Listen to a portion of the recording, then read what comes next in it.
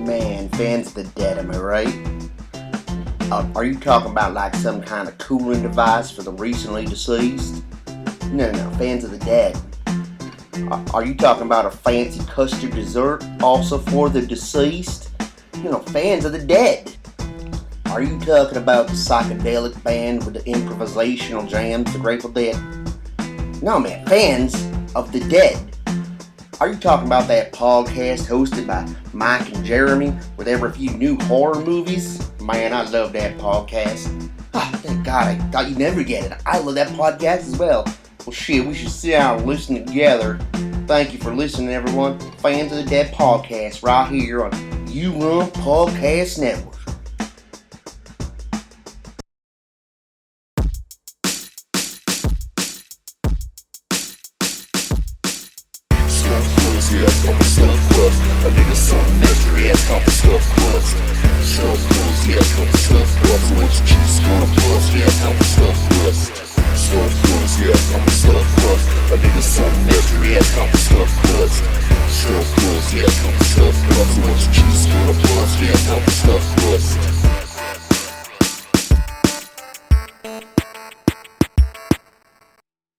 What's up, everybody? Welcome to the You Gonna Eat That Crust podcast. I am your host with the most on the ones and twos. You know they call me follically challenged. You know I got the sexiest legs on the podcast. What's up? It's your boy, Greg Hoey. And with me, the man himself, the razor blade, the king of Connecticut, the mustard smuggler himself, Sheamus Rogers. Sheamus, how you doing tonight? Doing well. I mean, it's an Irie kind of night, I think. Yes. And you will let the people know what we're discussing tonight? Yes. Tonight, on You Gonna Eat That Crust, your favorite potpourri of podcasts, we embrace a guest who isn't just about making the most of a good thing. He's literally growing it. He cultivates the kind of goodness that definitely doesn't get left on a plate like a Chuck E. Cheese crust at a kid's party nobody wanted to go to. Our guest is a fierce advocate for the vibrant community of local growers across our fine capitalistic country. He's also the brilliant mind behind Getting High with Cats. And trust me, you're going to want to chew on every bit of wisdom he brings. Please welcome a master of the green thumb, a grower and a shower, hailing all the way from the beautiful state of Maine, Derek Shirley. Derek, hey man, thanks for joining us. Okay, I already have to correct you because you said you had the nicest legs on the podcast. And I will argue that statement very heavily. I'm a very top-heavy man, and my legs have carried the weight for many years. I've seen your legs. We're going to have to give an updated statement. Tonight on this episode of the You Gotta Eat That Crust podcast, we have a guest that's legs literally could lift us all up and walk us up and down the stairs like the chairmaster's broken. I'm just messing with you. Derek Sexy Legs Shirley. That's right. They call me the long-legged monster, I guess. No, that's not true. My legs are normal length, just fat and round. But no, honestly, I swam in high school, and my legs, for some reason, always stuck with me. I look great in short shorts, that's for sure. But thank you for having me. I appreciate it. I'm excited to be here and chat it up with you guys. Hell yeah.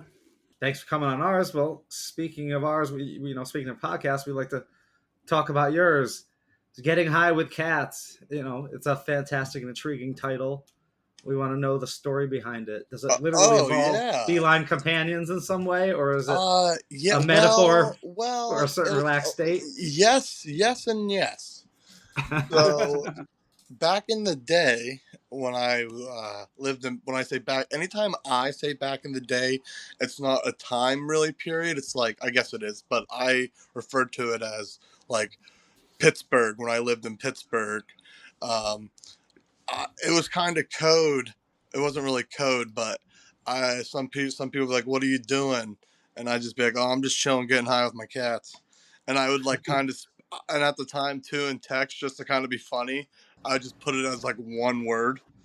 And that's really how the word or the like phrase "getting high with cats" That's like a fantastic name. I love it. came to be. I kind of say it as like a joke, as like a Shirleyism, as a joke, made up thing.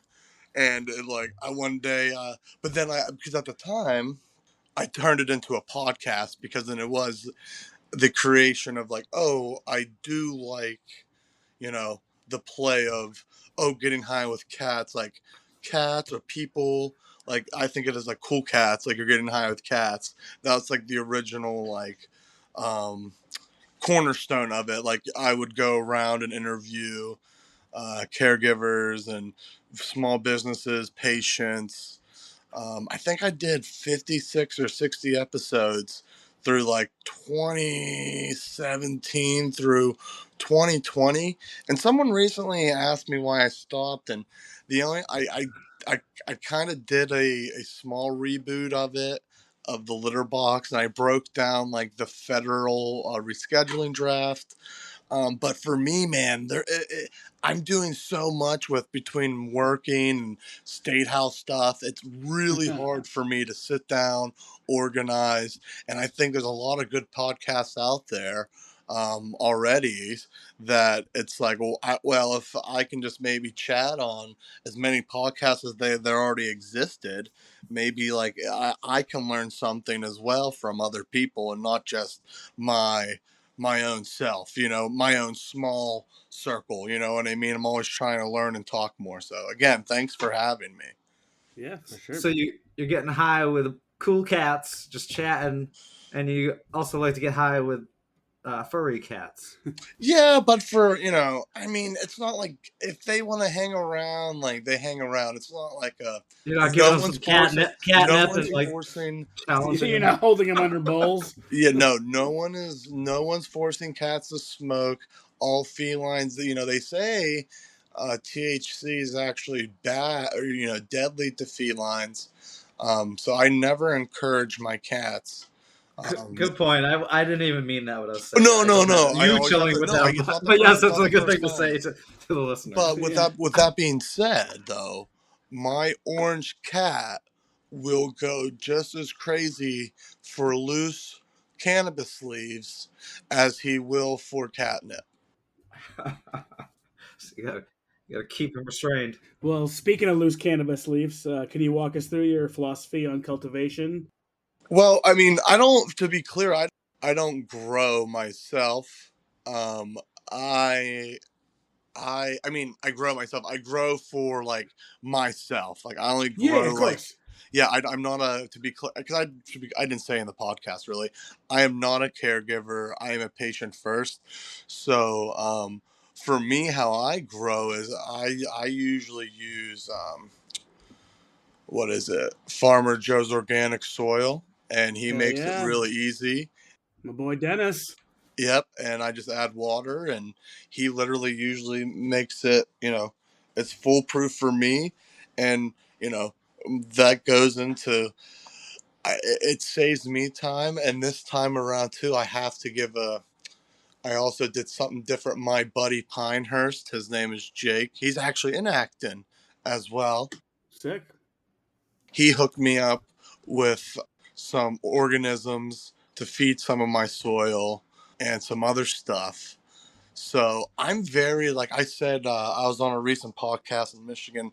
I really describe my grow skill set really as novice. I really only grow seasonally. I really use it to really outweigh my heating costs in the Yeah. winter. So like if I can get 6 plants out there, um, that's great. And some summers, like last summer, I was way more prepared. This year, I'm like, I think I only have 3 or 4 clones back there, but it's enough to. It'll be enough when time comes. You know what I mean? It's Oh, definitely. it's plenty of work anyway, man. I remember when we were in York, we had a greenhouse where we had the light depthing material, so we were just kind of flipping that nonstop, and then we had the inside grow, and we was 3 of us, and it was too much. So I know 6 plants is good enough, and That's cool too, though, because just hearing like how you do your thing, even if it's just a personal small grow, that's still fucking cool. Yeah, because I always forget. New Hampshire particularly doesn't have home grow rights. Live free or die, baby. We're never gonna get it. Sucks. And we've had it for maybe like a year and a half down here in Connecticut. I think the maximum amount of plants you can have is 6, and I think Yeah, it should that's be 3 mature. And see, that's the beauty of Maine. Are you guys sitting down? Yeah. All right, just making sure. So this is where Maine is awesome. If you and like you have a spouse or a household Yeah, absolutely. of 2 people of over the age of 21, you can have up to 24 flowering plants, and it's up to, I think it's still 12. I think you can have 12 immature plants, and then unlimited seedlings, which is defined as 24 inches tall, 24 inches wide, um, non-flowering. It's actually funny that you talk about this because I actually spoke. I don't know if you know him. I forget his real name, but a New Hampshire canna patient. One time I went up to New Hampshire and I tried to explain to them in Concord, New Hampshire, about how they should have home grow rights. And one thing I particularly called out to these lawmakers in New Hampshire is the fact that the size and inches of seedlings, for example, is one of the most mundane laws you see in the country, uh, across almost no matter what state you're in. I mean, how the hell are you sexing a plant that's 5 inches tall?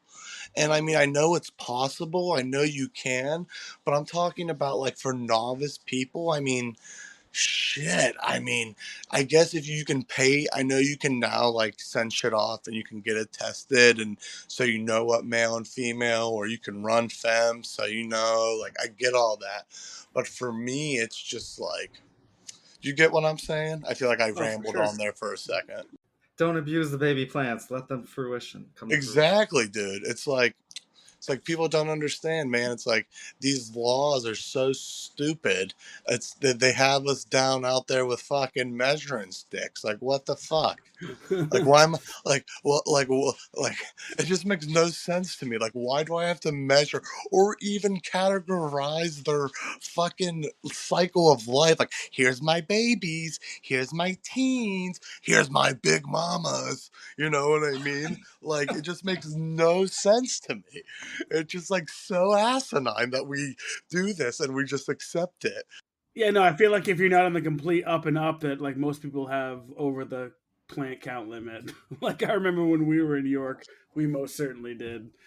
Yeah, I mean, honestly, it's really, I mean, freedom is freedom. I mean, I never want to I would never like encourage people to break the law because Oh, of course. what was the video I posted the other day? It's like that guy, he was just like, I threw a couple seeds on the side of the road.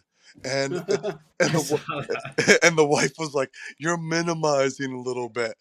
I mean, maybe I'm minimizing. She was like, "It was 48 pounds of seeds." It's a landfill. Yeah, Yeah.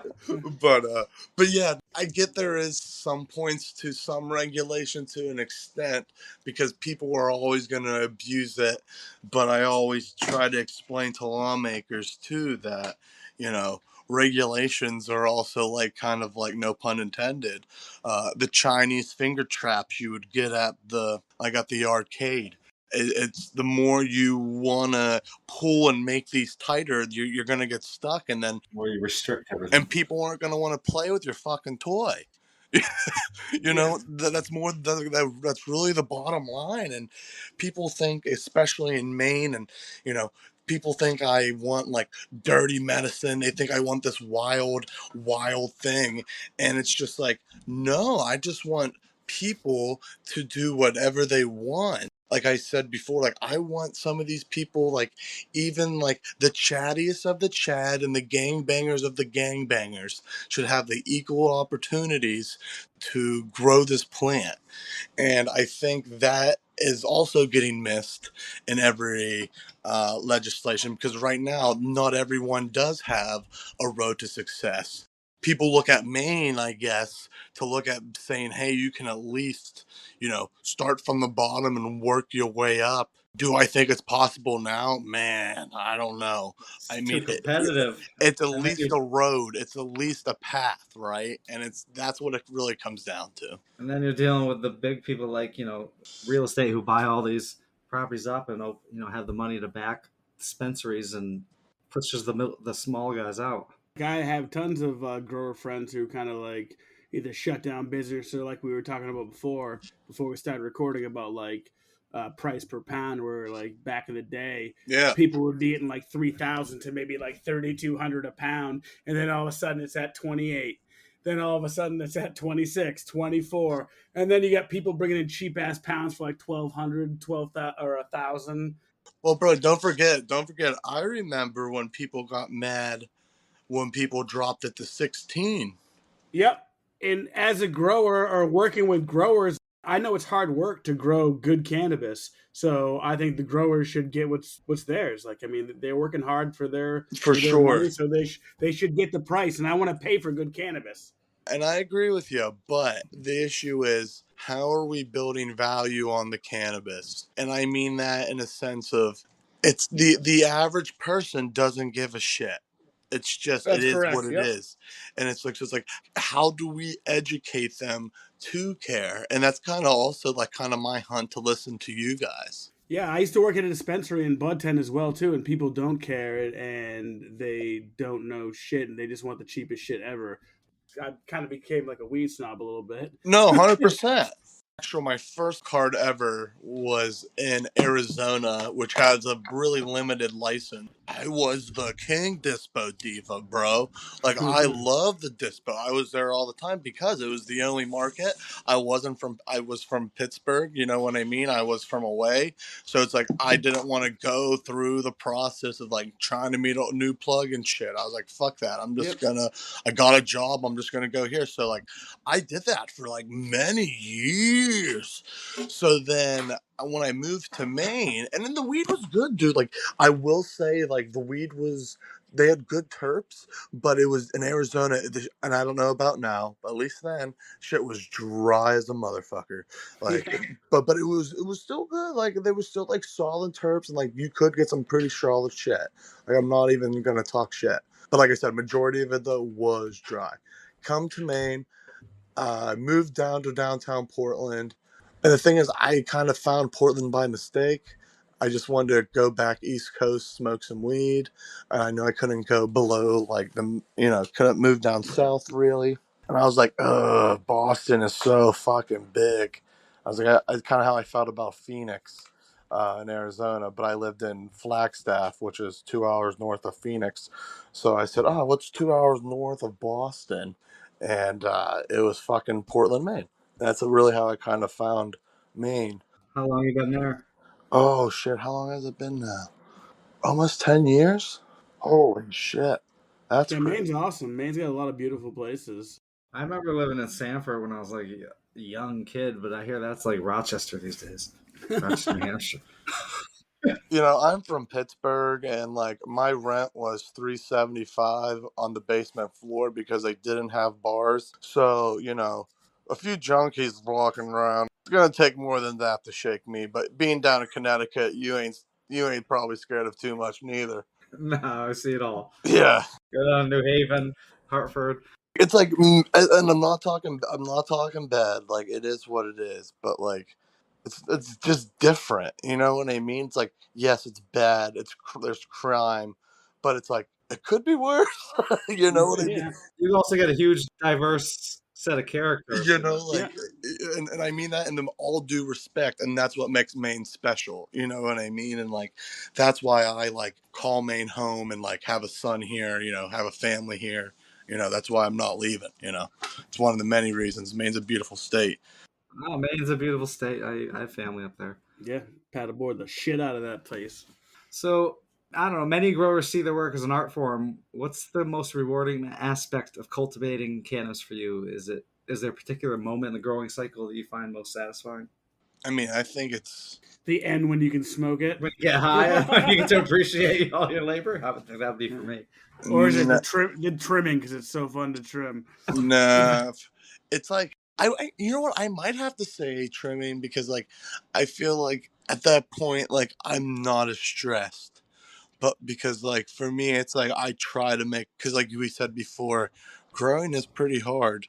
Definitely to smoke the quality of flower that people like demand, and it doesn't get enough respect. But that's why I think it is trimming. I think it really is because like I feel like I'm not stressed. I got my one, because drying stresses me out. You know what I mean? You can have a beautiful run, but if you fuck up the dry Yep. process, you Cure might process is the whole thing. Yeah. well, see, this is where could be a good conversation Or it's because, one like, of the most important things. Like well, you can I don't you fuck believe it in off on the I cure don't believe in curing. or I the believe drying in or drying. proper drying. I don't Yeah. believe in curing. I think curing is a weird, I don't want to say weird legacy thing, but a weird legacy thing that is carried over in our legal market slash. I don't know how to defend this comment too much You're scientifically, good, dude. but in my head, it's I really was one. only taught to cure, so that's why I say that. Like I've never No, been right, taught any right. other way. My thing is, it's just like, because curing is like giving the sense of like it is truly improving over time. But like, I don't care what fire cannabis you have, put it in a jar for a year. And again, I guess if you have climate control room, climate control perfect, sure, it could stand a chance. But I don't know, man. I just think I personally stress a lot when I grow. So I guess the final answer has to be smoking and trimming. Because Yeah. shit, if I'm trimming it, bro, I'm smoking it. You know what I mean? That is kind of fun, especially when when you're trimming for other people, it sucks. But when you're trimming for yourself, Oh, you're like, it's all like right, yeah, it's heaven. It's heaven on yeah, earth. You yeah. know. You're putting some fucking music on, or you're just streaming some shit, and you're just sitting back smoking nonstop, trimming your own shit, either your money or your personal head stash. It's excellent. Mine is always personal head stash. Fuck yeah. Yeah, dude, mine like that's why I do it, because like it's I usually smoke, probably my wife and I were probably like an ounce or so a week, and Damn. I mean, yeah, but like if you grow, it's not that crazy, you know. I remember what it was like to be weed rich. That's because there's so many people involved now, and it's so competitive. Yeah. The prices keep coming down so much that it doesn't always make it worth all your effort. One of Yeah, my see, favorite growers, my buddy, like he basically got squeezed out. I mean, he didn't want to lower his prices. mhm. He didn't want to go below 18. He was at like 24 for a while, and he just got pissed and just kind of eventually folded and went under. And I think I actually said this in a Beard Bro article. This is how I compare it to is, and my dad is a mechanic, so that's probably why I always compare it to mechanic. We have an oil change. Is the dealership mechanic fighting or worrying about the homegrown mechanic, or is my dad's in the middle? He has one shop, four bays, just him. Is a guy like him? I look at him kind of like a dispensary. Is a guy like him, and is he even worried about the dealership?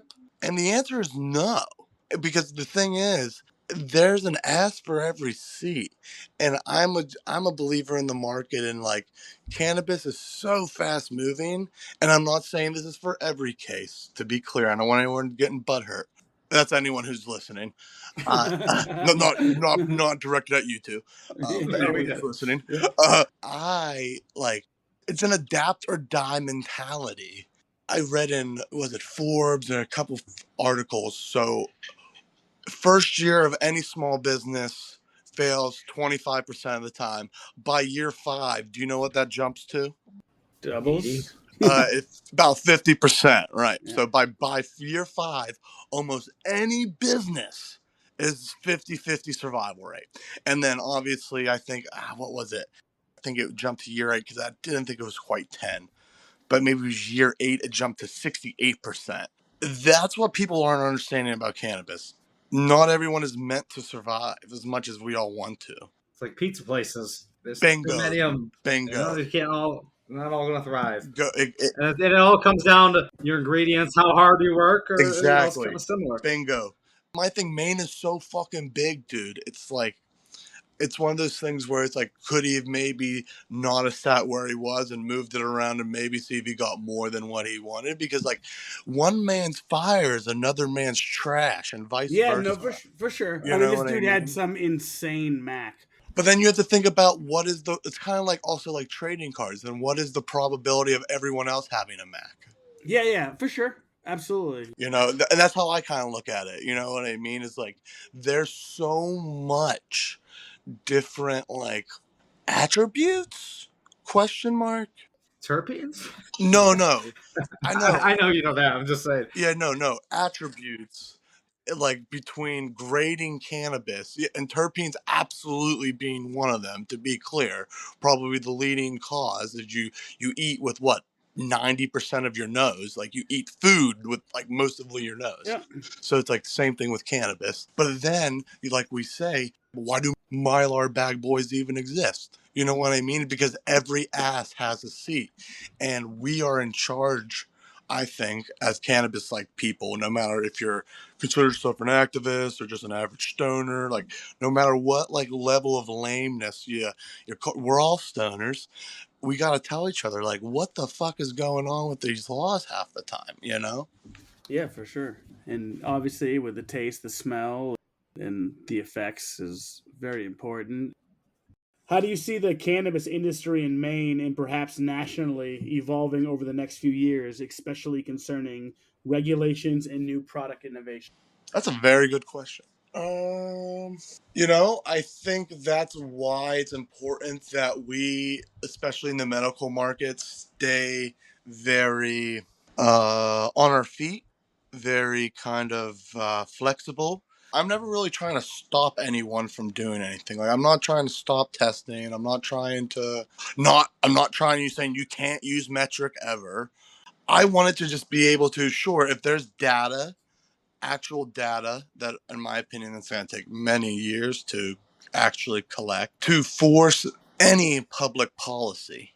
I hope I answered that good because I feel like it's a pretty complex question. Derek, so let's step away from cannabis for a minute.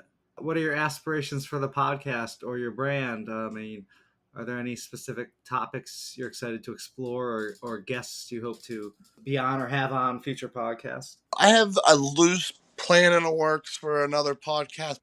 If it happens, it happens. I don't rush the process. You're going with the flow a little bit. Yeah, because I hate putting my energy into something with little return over a period of time. And sometimes, especially now that I have my son who's 3, like that's why I'm doing it at 8:30 when he's asleep. You know what I mean? I would rather be doing other things, I think, than going back to the podcast. I would rather do maybe an informational show. But again, I'm in the loose works on something. You need to start doing your taste test, smell test. Don't tell them what the strain is, and Yeah. get your data by like figuring out what multiple people like the most. Yeah, you know what? I think all the labs already hate me in Maine, so I'd probably have to outsource that job. It's one of those things for me, man. If you told me when I created the handle Getting High with Cat, what it was going to turn into and like what it is, I still don't get it half the time.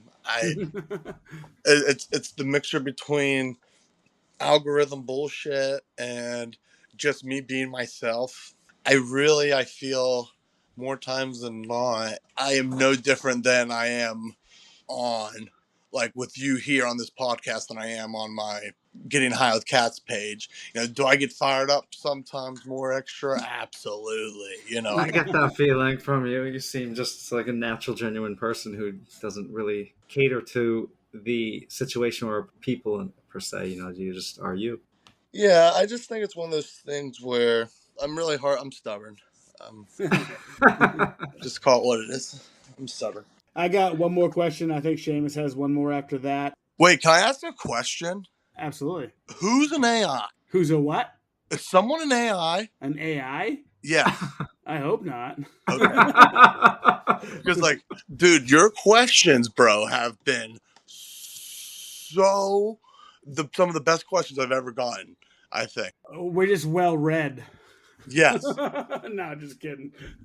We're not. I just read the first book in Harry Potter. Luminous! No, I believe you. Whatever you say works. Because I'm still thinking about that last question. I just stuck on my brain. And now you're going to have me thinking about that one question a lot, dude. Well, that's good. I don't get speechless too much on questions, but I was like, man, that was such a thorough question. And I'm just like, I have to ask if this was AI because that was too thorough. Like, that was a very complex, deep question. Anyway, next deep question. Only deep question. Okay. So, what's the most absurd or unexpected food combination you ever created or witnessed someone devour during a serious case of the munchies? Okay, well, I am the most nastiest food person in the world. I will literally eat anything. I mean, the classic in Pittsburgh is we put the coleslaw and fries on the sandwich at Permane Brothers. Ooh. So, I mean, some might say that's nasty and crazy, like listening to this, but like in Yinzerville, that's standard practice. Do you add a condiment? I mean, you can't. I mean, you're in Pittsburgh, so you got to throw the Heinz ketchup on that sumbitch.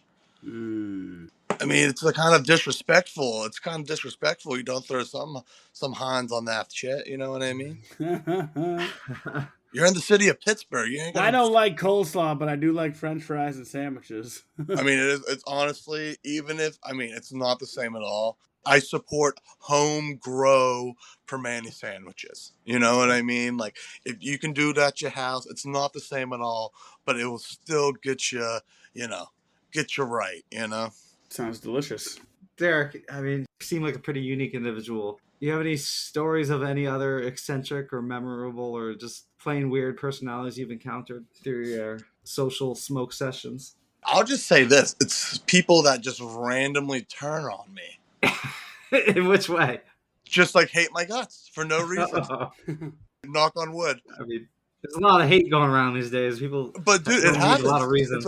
It's like some days some people just get like pissed off and that's it. You never talk to them again, and it's like good riddance. You know what I mean? I'll end it at that. It's always it's the ones that get away, man. It's like what? I don't. Sometimes I don't get it. You probably are better off not worrying about it too much. Because... Never. But in this particular question, I'll bring up the ones that got away. I just don't get it. Close family and friends probably don't get them either. Nah, it doesn't happen too much, but it happens.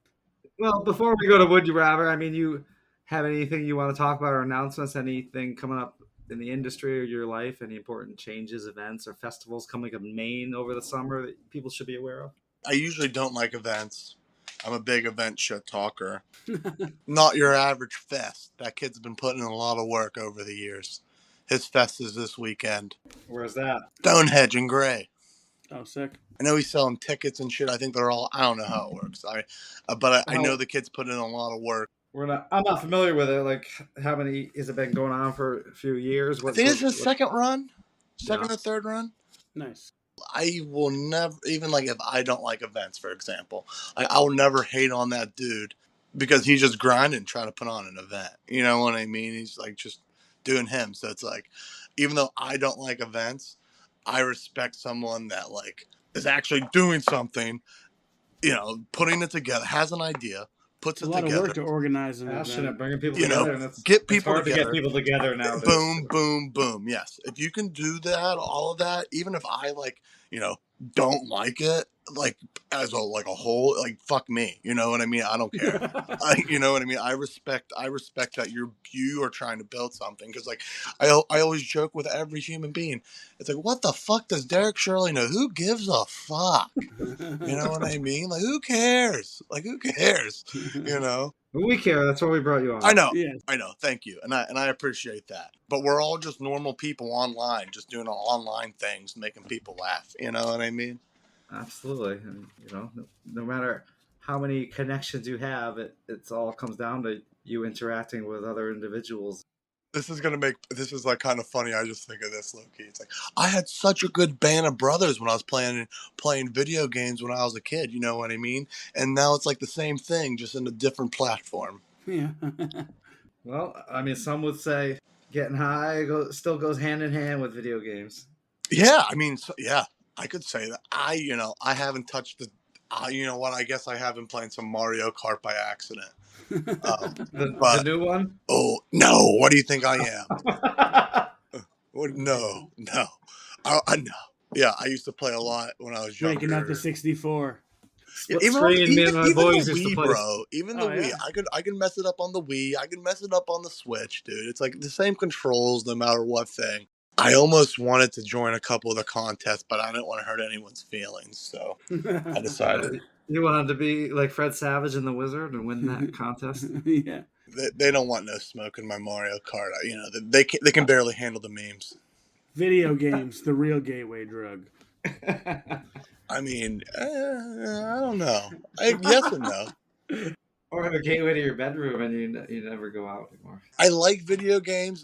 There is a huge culture of video games and like the LAN parties and fucking weed, like without a doubt. Like some of the most craziest bongs were built at a LAN party, without a doubt. Like I would put big dollars on that.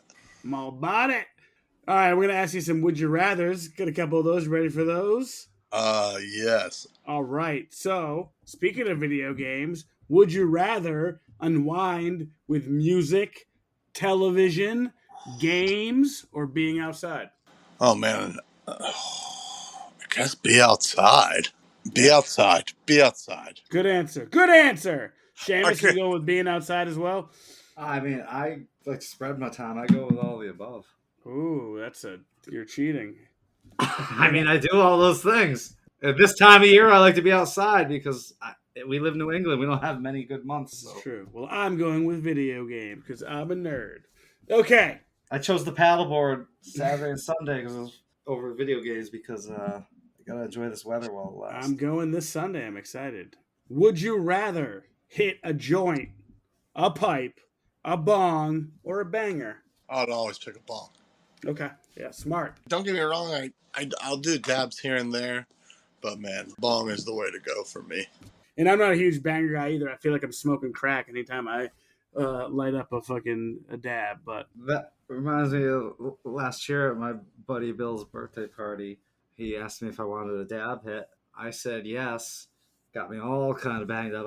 I was getting ready to leave. I was gonna be leaving shortly, and then I ended up having to stay and drink a couple more Miller Lights to sober up before I could leave for this dab hit. He fucked me up. So I'm taking yours not a banger because I'm also a bong or a water pipe. I'm more just like a bubbler guy, Yep. and like socially, maybe a joint. Bong is definitely a home decor, but if you catch me at the print shop though, I'll have a pipe in my hand and probably a juice from Tastefully Baked. Hell yeah, dude! Tastefully Baked edibles look so fucking good. They're the best. Like I said, I used to work at a dispensary, and I would always be checking out different edibles or different companies, or whatever, because I was advertising for them. And I came across Tastefully Baked, and everything they do looks so amazing. I follow them on Instagram, and yeah, it's like an art form. Yeah, and honestly, Corey and Janelle are super nice people. Like they're super awesome. It's one of those, we talked about it earlier about like, businesses and how business can, basically a business failure rate from 1 year to 5 years. And, how can a business stay in business all those years regardless of industry, right? I've watched my dad stay in business, since the late 90s till now. He's been in business, I think in 2027 will be his 30 years. Damn. 30-year mark, and say a lot of other people, that's kind of I forget where I was going. Well, good for him. I mean, that's outstanding. You don't, like you said, you don't need to have the most bays. You just need to have your client base. Yeah, that's really all it's about. It's like how. I remember what I was. If you want to get from first year to 5 years, and not without dying. It's the key word is consistency, and that's what Corey Janelle always have shown me is consistency in their product through shit. I think I first tried it probably 2017. You know what I mean? And Okay. I'd always bump into them, and I always thought like, shit, this is good. Like this is good, and like here I am in 2025 slamming their drinks, Fuck yeah. and so it's that's the type of shit that's like during that podcast, my own podcast like era, I was very lucky to meet and kind of interact with some people that, you know, are still in business and have been in business for many years in the cannabis industry, and people that honestly aren't around anymore. And and I think that's the beauty of it, is just the come and go, the good with the bad, you know. You gotta die to grow type of Yeah. scenario.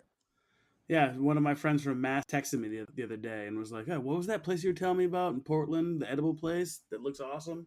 I was like, "Tastefully baked." Yeah, it's a great. Yeah, they're That's awesome. great. Is it just like baked goods, or is it edibles baked goods? Look at their Instagram. It's fucking. I could watch them cut their candy bars or their fucking bars all day, and they just like break them apart. Yeah, But is it straight up you can like give it to your kid, or is it like adult treats? It's edibles. It's like THC Well, edibles. that's why I get that, because it sounds like a pun on the name, and it sounds like a great name.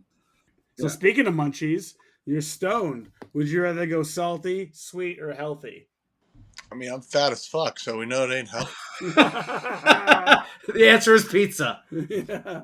The answer Or is Philly all of the cheesesteak. above. I like some tetrazzini. Nice. Sheamus. Well, if I'm stoned, that's the problem. I'm eating whatever you put in front of me. I mean, Yeah, it's trouble. yes, I snack too much. Too much. All right.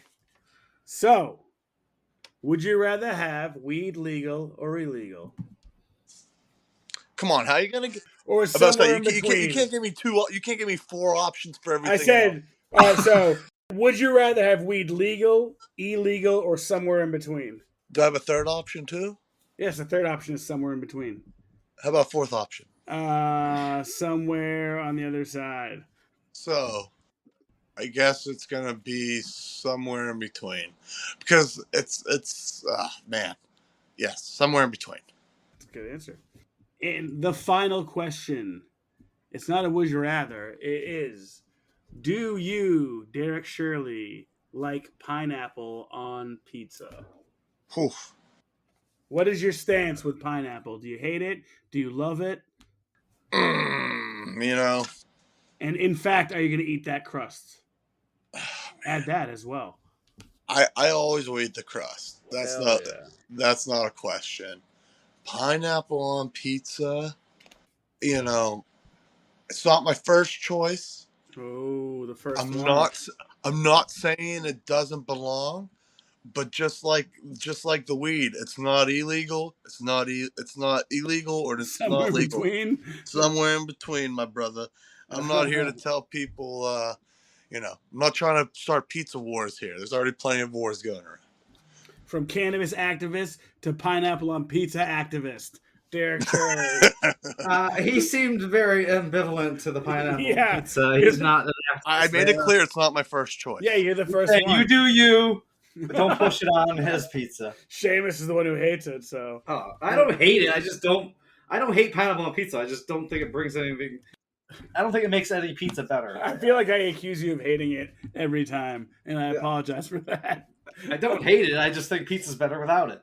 I'd rather have chocolate chips in my cookie than raisins. All right, Derek, before we get out of here, is there anything you want to plug? You want to plug Getting High with Cats on Instagram? You want to plug a potential podcast or any future meetings that you want people to come out to? I don't. I don't know. If people want to find me, they know where to find me. I got my website, got the little Instagram page, whatever they want. Yeah, because like my thing is like I don't. If people want to follow me, that's cool. If they don't, also cool. Because it's okay to not always think like each other, and life goes on. People, you can find Derek Shirley out there. Find him on Instagram, Getting High with Cats. Check out his podcast in the future. Again, we are the You Can Eat That Crust podcast. You know we rep the You Run Podcast Network, where you can find our show and all the other awesome shows on yourunpodcast.com. If you want to join our Patreon for just $1, you get episodes up to a week early, and you help support the show. And you can also help the show by giving us a 5-star review on whatever podcast platform you listen. Sheamus, you got anything to say to the people? Just thanks. Keep giving us your love. Give us your thumbs up, and check out Derek Shirley. Thanks, Derek. Thanks for coming on. Yeah, man. Thanks for joining us, dude. We had a blast. That was awesome. Oh, thank you for having me. And I meant to forgot to say, I took 0.3 microdose of mushrooms before this episode. So thank you for Sick. having me. Yeah, so there's some times that I definitely got more off track than I needed to, but I sure had a hell of a fun time. Thanks for having me. Yeah, Absolutely. Man. Thanks, and good luck with everything. Yeah, when we end the show, we always say In Crust We Trust. So if you want to join us in a big In Crust We Trust, we go 3, 2, 1. In Crust We Trust. We trust. Trust. And trust through crust. Yeah,